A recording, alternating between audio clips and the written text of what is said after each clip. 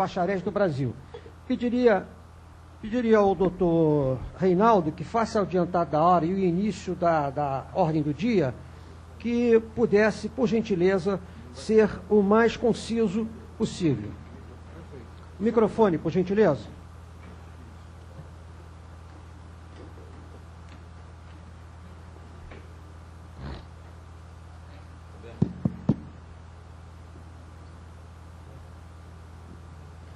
Senhores deputados, senhoras e senhores presentes, colegas das outras entidades, presidentes de outras entidades e membros de outras entidades que não tiveram como vir a Brasília em função da antecipação da audiência, até se fosse na quinta-feira, deputado Feliciano, eles estariam aqui, já tinha muita gente se preparando, não teve tempo a terça-feira, porque isso foi decidido na sexta, na sua reunião com o deputado Grilo. Então, a todos os bacharéis que estavam se organizando e não tiveram tempo de chegar aqui, estão acompanhando pela TV Câmara, vão acompanhar pela internet. Os colegas estão preocupados com o Gilberto.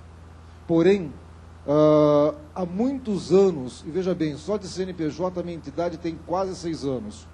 Deputado Bolsonaro entrou com um projeto em 2007 para acabar com o exame pela inconstitucionalidade. O senhor, há 2 anos, fez um relatório para que, se 5 projetos fossem votados, o senhor também viu a inconstitucionalidade do exame. Os parlamentares que fazem a lei e que conhecem a inconstitucionalidade, já há tempos falam, o exame é inconstitucional, mas ainda assim permanece.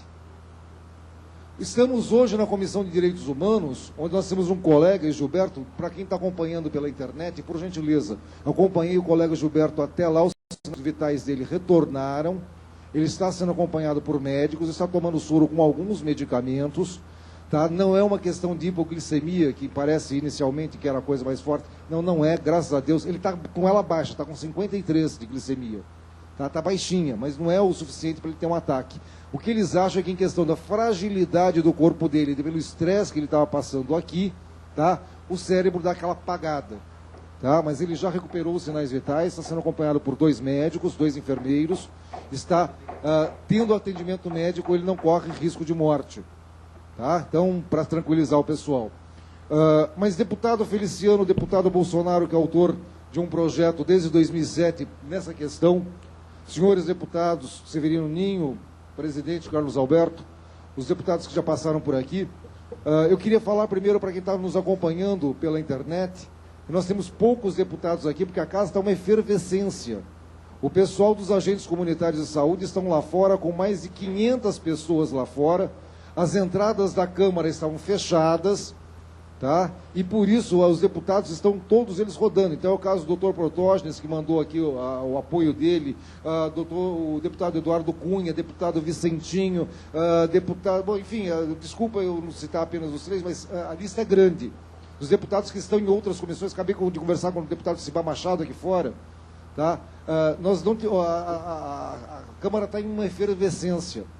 Porém, senhores que nos acompanham pela internet, senhores deputados que vão ver essa gravação depois, a questão não é só o colega Gilberto. O colega Gilberto tomou uma iniciativa que a nossa entidade não apoia, que é colocar a vida em risco, mas graças a Deus, me perdoe o termo, pastor, mas graças a Deus, a iniciativa dele, nós não pedimos, como nós não pedimos o sacrifício de Cristo, ele fez por nós. O colega Gilberto, ele fez um sacrifício, e com isso chamamos a atenção do New York Times, de jornais da Espanha, Portugal, França. A Rede Globo finalmente abriu espaço para a questão dos bacharéis em direito. Consequentemente, a ação dele é quase de um mártir. Mártir, aliás, que nós temos uma colega que está entre a vida e a morte, que perdeu o esposo dela num acidente da Bahia, porque vieram protestar aqui em Brasília. Se a OAB e a Fundação Getúlio Vargas, e eu falo com todas as letras, e aqui estão as provas, não aplicasse esse exame, que é um estelionato, manipulado, e a Fundação Getúlio Vargas é cúmplice nesse crime, está aqui a prova, onde ela tem 2 respostas prontas na primeira fase, e ninguém me respondeu isso até agora. Foi apresentado esses documentos já, o presidente da OAB aqui de Brasília, o Francisco Caputo, que saiu. Ele só disse que era uma injúria, mas não respondeu. Pelo contrário, meu site, onde estão essas provas, sendo divulgadas essas provas, já está no 8º ataque hacker. O último até assinou, é o tal de Hades. Para tirar meu site do ar, porque tem as provas de manipulação de primeira e segunda fase. E a prova de segunda fase, as provas de manipulação, quem diz que o exame está sendo manipulado é o presidente Cláudio Stabile Ribeiro, presidente da OAB do Mato Grosso, com medo do crime de desobediência.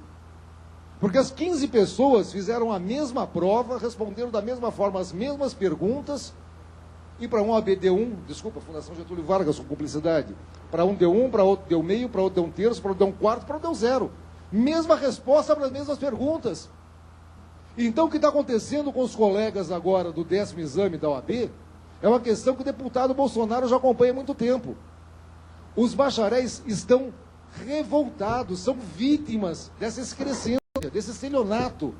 Porém, nós tivemos o clamor das ruas que toda a sociedade brasileira acompanhou.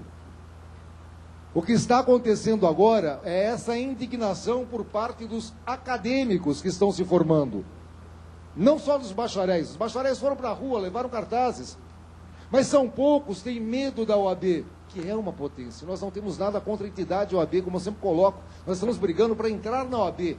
E daí sim sanear nossa casa. Porque ela precisa de saneamento, sim. O que eu gostaria de destacar é que o atual presidente Marcos Vinícius, quando o presidente era o Ofir Cavalcante, o Ofir mandava o Marcos aqui. Eu estive com ele na Comissão de Educação em abril, maio de 2011. Aí ele era o porta-voz da OAB. Agora que ele é o presidente da OAB e que tem o poder de decisão, ele manda um capacho. Desculpe a colocação.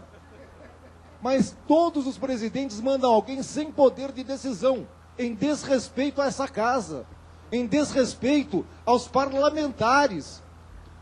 Mandam pessoas sem poder de decisão, por quê? Porque a OAB não tem explicação.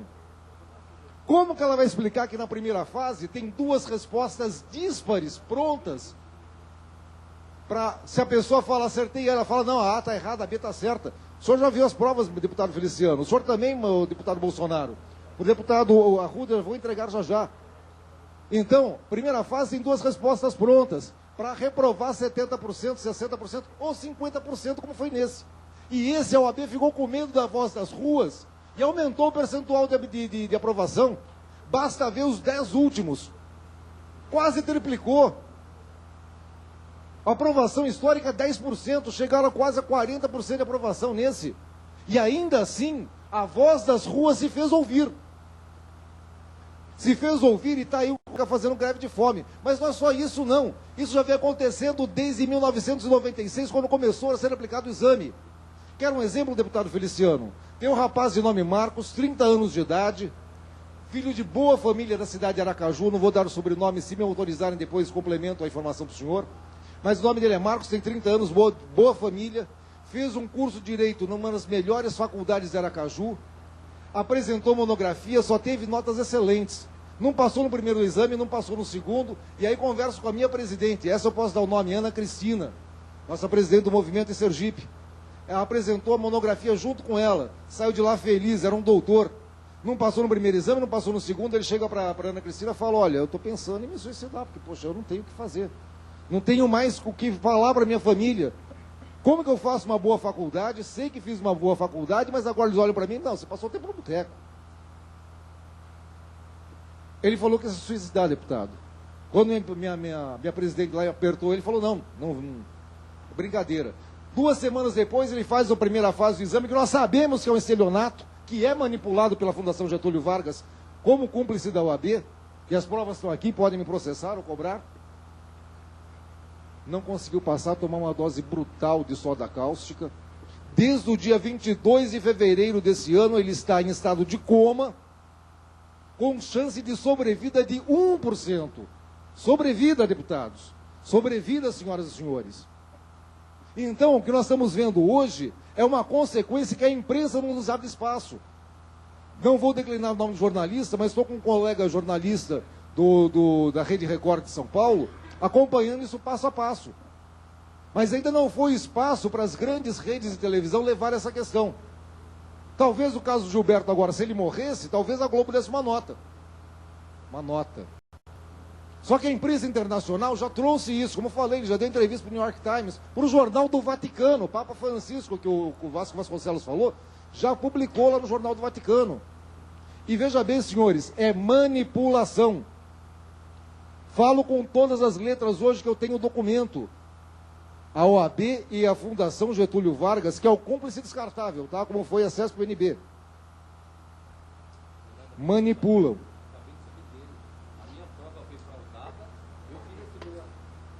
Eu fiz a segunda prova e ele acabou de dizer que a prova depois foi refeita para todo mundo. Eu não fui notificado que ia ter uma outra prova. A minha prova que eu tomei 0, que era fraude, ficou demonstrado pela Operação Tormenta que era fraude. Fizeram nova prova. Para quem? Para alguns amigos?